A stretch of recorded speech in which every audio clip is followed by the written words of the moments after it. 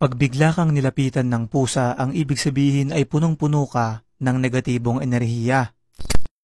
Mga kaibigan, alam nyo ba na sa Ancient Egypt, naniniwala sila na ang mga pusa ay nagtataglay ng tinatawag na protective power na kayang magtaboy ng masasamang espiritu, demonyo at negatibong enerhiya. Isa nga sa mga sinasamba nilang Diyos ay ang Egyptian goddess na si Bastet na inilalarawan bilang isang pusa. Noong mga panahong yun ay halos lahat ng tahanan sa Egypt ay may kanya-kanyang alagang pusa dahil sa paniniwalang kaya sila nitong protektahan at magtaboy ng malas. Ang superstition na to ay ininterpret ng ilang mga modern scholars at nagkaroon ng konklusyon na kapag ikaw raw ay madalas lapitan ng mga pusa kahit na hindi mo ito kilala, ang ibig sabihin ay nakakaramdam sila ng negatibong enerhiya sa iyo dahil baka kasalukuyan kang may mabigat na problemang pinagdadaanan. Ito raw ay ginagawa nila upang kunin at itaboy yung enerhiya na yun nang sa ganun ay gumaan ang iyong loob.